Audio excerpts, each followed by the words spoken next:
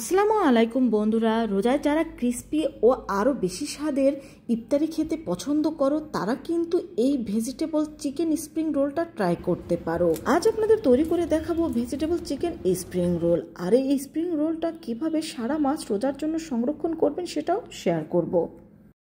এখানে আমি কিছু চিকেন নিয়ে নিয়েছি, তার মধ্যে দিয়ে দিচ্ছি আদা বাটা, দিয়ে দিচ্ছি রসুন বাটা, গোলমরিচ গুঁড়ো আর স্বাদ মতো লবণ। এখন পরিমাণ মতো পানি দিয়ে এই চিকেনটাকে আমি ভালোভাবে সিদ্ধ করে নেব।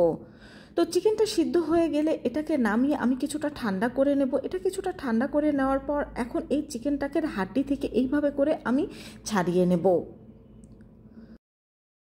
এইভাবে চিকেনটা ছাড়িয়ে নিলে পুর হিসাবে দিতে এটা অনেকটা বেশি সুবিধা হয়। তো সম্পূর্ণ চিকেনটা ছাড়িয়ে নিয়েছি। এখন চুলায় একটি প্যান বসিয়ে তার মধ্যে তেল দিয়ে দিচ্ছি পেঁয়াজ কুচি, দিয়ে দিচ্ছি কাঁচামরিচ কুচি।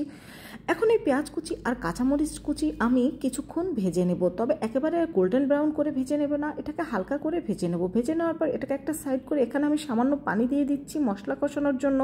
দিয়ে দিচ্ছি এর মধ্যে রসুন বাটা, দিয়ে দিচ্ছি আদা বাটা, লাল মরিচের গুঁড়ো আর হলুদ। এখন এই মশলাটাকে আমি ভালোভাবে কষিয়ে নেব। আর আমি দিয়ে দিয়েছি এখানে কিছুটা গরম মশলা গুঁড়ো। তো মশলাটাকে ভালোভাবে কষিয়ে নেওয়ার পরে এখন এর মধ্যে আমি দিয়ে দেব কিছু সবজি। এখানে আমি দিয়ে দেব কিছু বাঁধাকপি কুচি আর দিয়ে দেব এখানে কিছু গাজর কুচি। আপনারা চাইলে এখানে আরও অন্যান্য সবজি অ্যাড করতে পারেন। তো এখন এই সবজিটাকে আমি 3-4 মিনিট এই মশলার সাথে ভালোভাবে কষিয়ে নিচ্ছি। কষিয়ে নেওয়ার পরে এর মধ্যে আমরা যে চিকেনটা সিদ্ধ করে রেখেছিলাম সেই চিকেনটা দিয়ে দেব। এখন এই চিকেনটাকেও আমি ভালোভাবে 3-4 মিনিট কষিয়ে নেব। আর চিকেনটা 3-4 মিনিট কষিয়ে নেওয়ার পরে এর মধ্যে আমি দিয়ে দেবো 4 টেবিল চামচ পরিমাণ পানি। এখানে চিকেনটা আগেই সিদ্ধ করা রয়েছে, আর বাঁধাকপি গাজর কিন্তু স্যালাড হিসেবেও খাওয়া যায়। তো এখানে সিদ্ধ করে নেওয়ার জন্য পানি তেমন দেওয়ার কোনো প্রয়োজন নেই, সামান্য পানি দিলেই হবে। তো দিয়ে দিলাম স্বাদ মতো লবণ। তো পানিটা শুকিয়ে যাওয়া পর্যন্ত আমরা অপেক্ষা করব। পানিটা শুকিয়ে গেলে এর মধ্যে ধনিয়া পাতা দিয়ে এখন এই চিকেন আর ভেজিটেবলটাকে আমরা চুলা থেকে নামিয়ে নেব। আর নামিয়ে এটাকে আমরা ভালোভাবে ঠান্ডা করে এখানে আমরা ভেজিটেবল স্প্রিং রোলের পুর হিসাবে ব্যবহার করব। এখানে আমি ময়দা নিয়ে নিচ্ছি, আর ময়দার মধ্যে দিয়ে দিচ্ছি স্বাদ মতো লবণ আর রেগুলার সয়াবিন তেল। এখন তেল লবণের সাথে ময়দাটাকে আমি ভালোভাবে মিশিয়ে নিচ্ছি। মিশিয়ে নেওয়া হলে এর মধ্যে এখন আমি অল্প অল্প করে পানি দিয়ে দেব।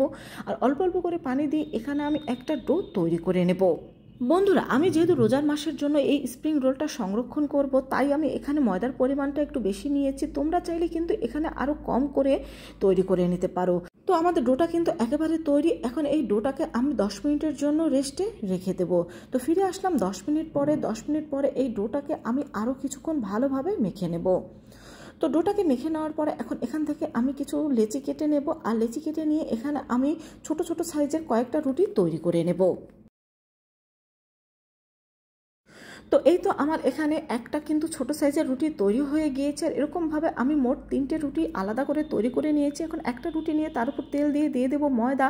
এখন এটার উপর আমি আরেকটা রুটি দিয়ে তার উপর তেল দিয়ে আবার ময়দা দিয়ে দেবো, তার উপরে দিয়ে দেবো আর একটা রুটি। এখন এটা দিয়ে আমি বড় একটা সাইজের রুটি তৈরি করে নেব। আর এভাবে রুটি তৈরি করে নিলে কিন্তু রুটিগুলো অনেক বেশি পাতলা হয়। আর স্প্রিং রোলের ক্ষেত্রে কিন্তু স্প্রিং রোলের শিটগুলো অনেক বেশি পাতলা হতে হয়। তো এখন এটাকে আমি তাওয়ার উপরে সেঁকে নেব। আর এগুলো কিন্তু হালকাভাবে সেঁকে নিতে হবে। এখন এই রুটিটাকে আমি উল্টে দিচ্ছি। উল্টে দেওয়ার পরে এর থেকে আমি এইভাবে করে শিটগুলো আলাদা করে নেব। আর এরকমভাবে কিন্তু আমি প্রত্যেকটা স্প্রিং রোলের শিট তৈরি করে নেব। আর এটা কিন্তু এই অবস্থায় অনেক বেশি গরম থাকে, তাই একটু সাবধানে তুলে নিতে হবে। আর এই শিটগুলো কিন্তু অনেক বেশি পাতলা হয়ে থাকে। আর কীরকম পাতলা সেটা আপনাদের দেখিয়ে দিচ্ছি। দেখুন, এর উপরে হাত রাখলে হাতের এপাশ থেকে ওপাশ দেখা যাবে, ঠিক এরকমভাবে পাতলা হবে। তো এখানে আমার সব স্প্রিং রোলের শিটগুলো তৈরি করে নেওয়া হয়ে গিয়েছে। এখানে আমি একটা বাটিতে নিয়ে নিয়েছি ময়দা। এখন এই ময়দার মধ্যে পানি দিয়ে আমি এখানে একটা ব্যাটার তৈরি করে নেব। আর ব্যাটারটা ঠিক এরকম ঘন করে তৈরি করে নিতে হবে। এখন এখানে প্রথমে আমি একটা শিট নিয়ে নিচ্ছি, তার উপরে দিয়ে দিচ্ছি চিকেন আর ভেজিটেবলের পুর। এখানে আপনারা আপনাদের ইচ্ছে মতো পুরটা ব্যবহার করতে পারেন। তো পুরটা দিয়ে দেওয়ার পরে আমরা যেই ময়দা দিয়ে যে ব্যাটারটা তৈরি করে রেখেছিলাম সেই ব্যাটারটা ভালোভাবে রুটির চারপাশে লাগিয়ে দেবো। আর এটা লাগিয়ে দেওয়ার কারণে কিন্তু এই রোলগুলোর ভাঁজ সহজেই খুলে যাবে না। তো বন্ধুরা, ভালোভাবে দেখে নাও আমি কিভাবে রোলের ভাঁজটা দিয়ে দিচ্ছি। তো প্রথমে 2 পাশটা আমি ভাঁজ দিয়ে তারপরে এইভাবে করে আস্তে আস্তে করে এটাকে ভাঁজ করে নিচ্ছি। আর এইভাবে করেই আমরা সবগুলো রোল তৈরি করে নেব।